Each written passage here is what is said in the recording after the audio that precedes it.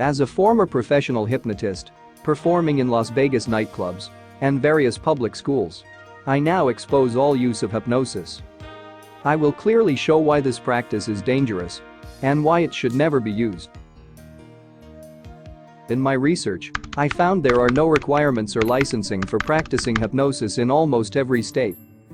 Even for those who teach others hypnosis, there are no requirements or state regulations.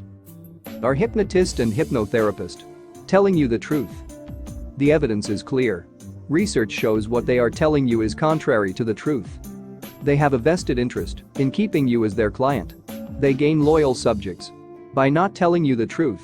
The question is hypnosis safe? The answer is no. Hypnosis is totally safe, it's totally normal. There's nothing to worry about. Consider the facts. Dr. Alan Keck is a licensed psychologist. He says people can have latent mental health issues that could be triggered by hypnosis. You can say the wrong thing to the wrong person at the wrong time and help them do something that's really not in their best interest. Answering the question, is hypnosis dangerous today? It would be pretty hard for any hypnotherapist to do you any damage. It's a pretty safe modality. Consider the facts. There was a 2015 case of a principal who hypnotized students. Two of those students, these high school students, killed themselves. He went to a hypnosis school. One of the students he hypnotized, he was trying to improve this young lady's test scores, and she killed herself. So can hypnosis hypnotize someone into doing something they don't want to do? No. Consider the facts.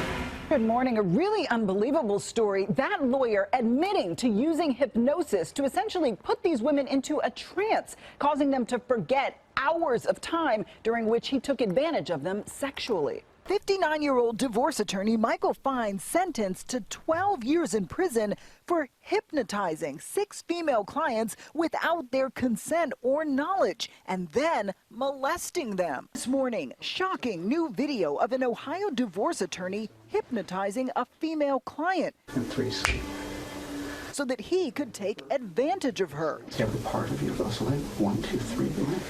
It could be up to 25 women that he did this to. Only 6 he pled guilty to. So this is shocking. He's pled guilty. He's behind bars. So does he have any chance in these civil suits? No. Under hypnosis, you are in full control. I cannot get you to do anything that you don't want to do. So if there's something you don't want to share, or if there's something that you don't believe in, or anything like that, you're in full control and there's absolutely nothing to be worried about. Consider the facts. Good evening. A woman is suing a St. Louis therapist claiming he hypnotized her into falsely believing she had been part of a satanic cult. But lawyer Ken Volstek says the claims in this lawsuit are true. His client, Lisa Nassif, says at the Castlewood Treatment Center in Baldwin, her therapist, Mark Schwartz, brainwashed her, claiming he used hypnosis to falsely make her believe she'd been raped multiple times, had as many as 20 personalities, and had been a member of a satanic cult. Julie O'Connor doesn't know Nassif, who's from Minnesota, and is not herself suing, but she says she's been treated at Castlewood, too, for anorexia. And like Nassif, she claims she, too, had revelations brought out through hypnosis. Stuff she later deemed to be false. No satanic cult talk in her case, but she says at least a dozen other people being treated there were also told they had a past with a cult. I got to a point where I thought, there is no way all these people have been involved in satanic cults. It's not possible. The lawyer says there are at least 6 other women he's been speaking to with similar stories. He expects more lawsuits will come. Kay? All right, thank you, Mike. Yes, hypnosis is very safe. Consider the facts. According to Loyola of Los Angeles Law Review, after the subject comes out of the hypnotic trance, it is difficult, if not impossible, for the hypnotist or the subject to differentiate between facts and suggested details. Research has shown that hypnotized persons use their imagination to fill in gaps in memory. Also, when they are given false information, tend to weave it into their memories. Leading questions asked during hypnosis can also alter memories. Even when a memory is completely false, the hypnotized person's confidence in it can be unshakable. The fact is, hypnosis increases false memories. more than true ones. 80% of the new memories produced by hypnotized subjects in one experiment were incorrect. This information is from Introduction to Psychology. Yes, hypnosis is safe.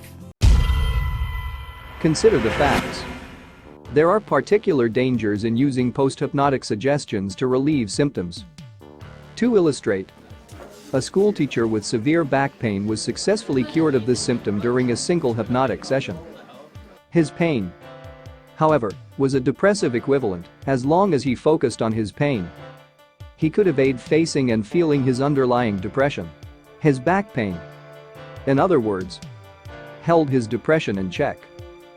But with the hypnotic relief of his pain, his depression was unleashed. And a few days later, he plunged to his death from a 7th-story window. Dr. Harold Rosen, MD, of Johns Hopkins University. The Encyclopedia Americana. 2000.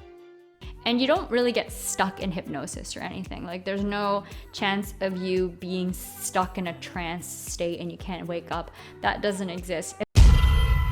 Consider the facts. Students were apparently hypnotized and could not come out of the trance. WHSV's John Hood has the story. Kyle, today I spoke with some students who were at the Hypnotist show on Saturday, and they say some of what they saw left them shocked and uncomfortable. Towards the end, I started getting a little bit anxious as a lot of people needed help when they weren't just getting out of the trance. We ended up ending the show a little bit early and had to help about 10 or so students who sort of reacted negatively to it. Sort of getting out of the hypnotism was a little more challenging for them. So between us, our staff, as well as the staff we already had on scene, we were able to support those students, and everyone by the end of the night went home. And Kyle, I did reach out to the management team for the Hypnotist at Saturday's show, and I've yet to hear back yet. In the newsroom, John Hood, WHSV. Consider the facts. This is just a tip of the iceberg. But they don't normally see what's really happening below the surface with hypnosis. Members of the American Society of Clinical Hypnosis and the Society of Clinical and Experimental Hypnosis answered 866 questionnaires.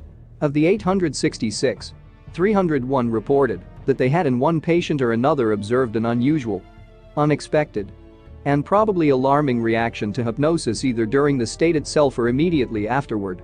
Some of the unusual reactions reported were anxiety, panic, depression, headache, vomiting, fainting, dizziness, crying, loss of rapport, overt psychosis, difficulties involving sex, excessive dependency, and difficulties resulting from inadvertently given suggestion. American Journal of Clinical Hypnosis. You've been given the evidence, the verdict is in, hypnosis is dangerous. Remember that God loves you, always has, and always will. Read John 3:16. If you like my videos, please subscribe and tell others about it. Thanks for watching.